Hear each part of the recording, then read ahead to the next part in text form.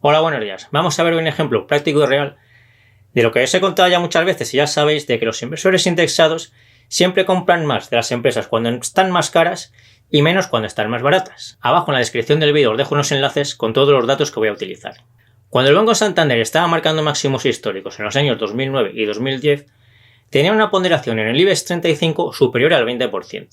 Esto quiere decir que cuando el Santander estaba en máximos históricos, los inversores indexados al IBEX 35 tenían más de un 20% de su cartera en el Banco Santander. Hace unos pocos meses, en septiembre de 2020, el Santander marcó mínimos de los últimos 10 años, y en ese momento su ponderación en el IBEX 35 bajó al 7%.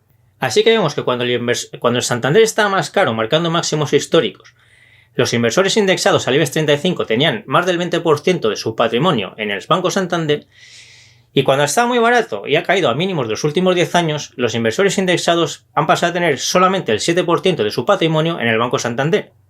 Como veis, esto es justo lo contrario de lo que quiere hacer cualquier inversor, porque cualquier inversor lo que quiere es invertir más cuando el Banco Santander, o la empresa que sea, está marcando mínimos, e invertir menos cuando está marcando máximos históricos y está cara. Pues como veis con este ejemplo, que es un ejemplo real, los inversores indexados hacen justamente lo contrario. Ellos invierten más cuanto más caras están las empresas y menos cuanto más baratas están las empresas, que es justo lo contrario de lo que quiere hacer cualquiera. Vamos a ver ahora otro ejemplo, el de Telefónica. En el año 2000, cuando la burbuja de Internet, el grupo Telefónica llegó a tener un peso en el IBEX de más del 30%. He dicho grupo Telefónica porque no solo era la Telefónica que cotiza, sino que incluía también a sus filiales TPI, las páginas amarillas, y Terra. Terra luego fue otra vez absorbida por Telefónica, al cabo de unos años. Recordad que en aquellos tiempos Telefónica cotizaba también en máximos históricos y cotizaba con un PER de entre 30 y 40 veces, más o menos. Y Terra no tenía PER porque perdía dinero, pero llegó a cotizar, tuvo un máximo de 157 euros y luego cayó a los 2 euros. Ahora Telefónica cotiza más abajo que entonces, a un PER mucho más bajo, y tiene un peso en el IBEX de solo el 4%. Así que esto quiere decir que cuando la burbuja de Internet, cuando Telefónica estaba en máximos históricos y cuando estaba muy cara por fundamentales, los inversores indexados tenían más de un 30% en Telefónica, y ahora que está mucho más abajo y mucho más barata, pues los inversores indexados solo tienen el 4% en Telefónica. Estos dos son solo dos ejemplos, pero lo importante es que tengáis claro que esto no son solo dos casos puntuales, sino que esto es lo que pasa constantemente con todas las empresas, todos los días y en todos los índices. Y por eso los inversores indexados siempre compran más de las empresas cuando están más caras y menos cuando están más baratas, que es justo lo contrario a lo que quiere hacer todo el mundo. Y como os digo, siempre es siempre, o sea, esto lo hacen en todos los índices, todos los días del año y en todas las bolsas del mundo. ¿Y por qué lo hacen así? Pues yo creo que la mayoría lo hacen así porque la mayoría de los inversores que se indexan desconocen esto que os estoy contando en este momento. Yo creo que si esto lo supieran, pues muchos de ellos, o la mayoría de ellos, dejarían de indexarse.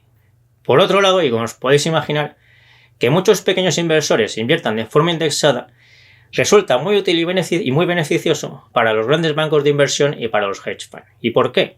Pues siguiendo con estos dos ejemplos que os acabo de contar, cuando Telefónica y el Santander y todas las empresas del mundo, de todas las bolsas del mundo y de todos los índices del mundo están muy caras, pues a los grandes bancos de inversión y a los hedge funds le viene muy bien que haya mucha gente que compre esas empresas tan caras, que son los inversores indexados que las están comprando sin saberlo.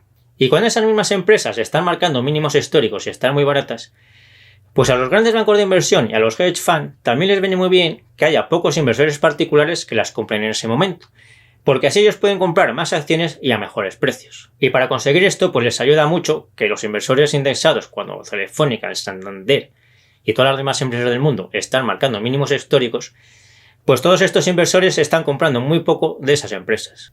Es muy importante que veáis también claro que esto no solo sucede en periodos muy largos de tiempo como los que hemos visto en estos ejemplos.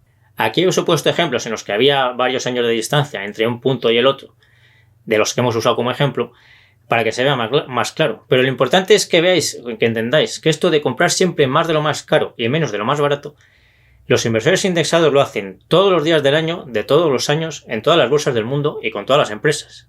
Así que esto es una ineficiencia constante y permanente de la inversión indexada, porque ya sabéis que los índices no se inventaron para invertir en ellos y no están pensados para invertir en ellos.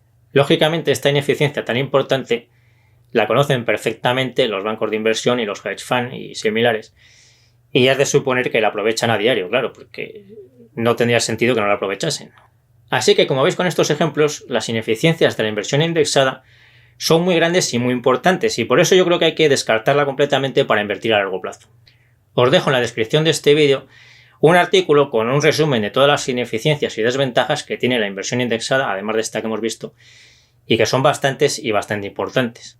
Y yo me despido ya hasta el próximo vídeo y nos seguimos viendo en el foro de invertirenbolsa.info, en Facebook y en Instagram.